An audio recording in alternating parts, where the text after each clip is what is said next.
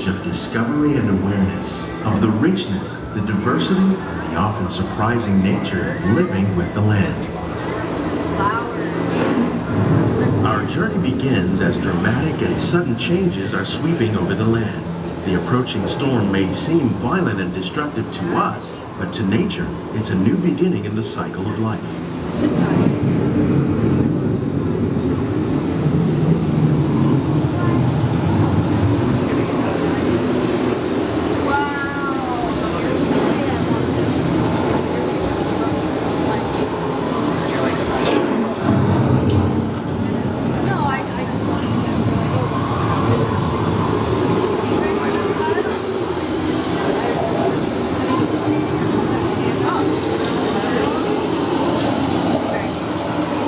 Beneath the surface of the land, roots trap water from the flowing mud, extracting precious nutrients and minerals. These elements, when combined with sunlight, create the diverse living systems of our planet.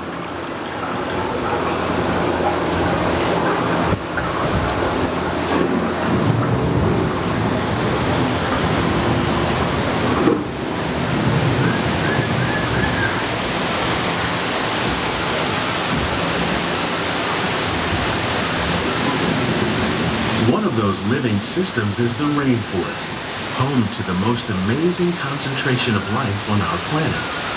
These dense and beautiful forests cover only a tiny portion of the Earth's surface, but they contain more than half of its plant and animal species. Rainforests are also extremely rich and productive living systems, providing us with oxygen, food, medicines, and other elements essential to our lives.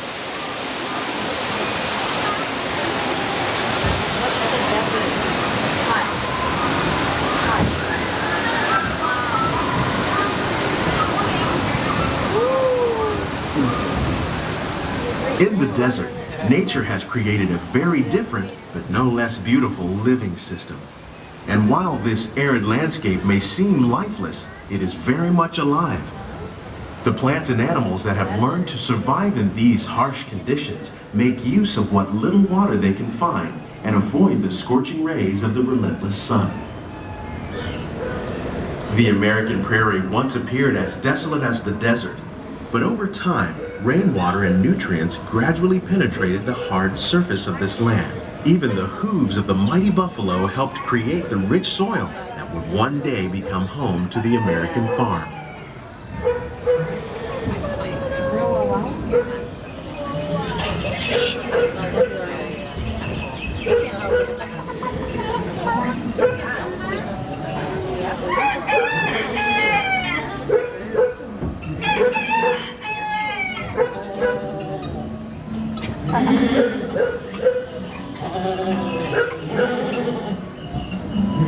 Of all the forces at work on the land, humans have had one of the most profound effects.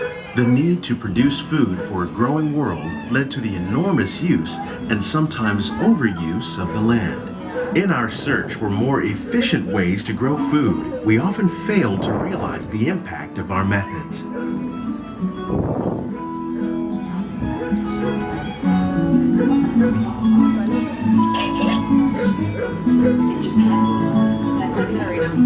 Today, we're learning to live with the land, discovering better ways to grow food that will assure both human and environmental well-being. We're learning to reduce the need for chemical pesticides by breeding and using natural predators, like ladybugs and wasps, to control pests. In the farmlands across America, we're learning that by plowing under vegetation containing natural fertilizers, we can enrich the soil without the use of chemicals.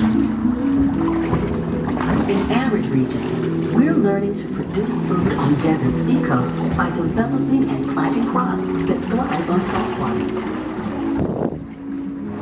In Japan, we're learning that by mixing leaves and other living materials into our soil, we can make farmland without the need for chemicals.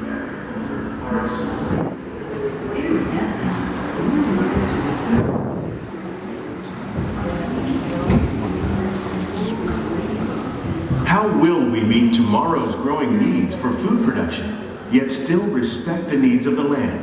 Some of the answers are being discovered just ahead.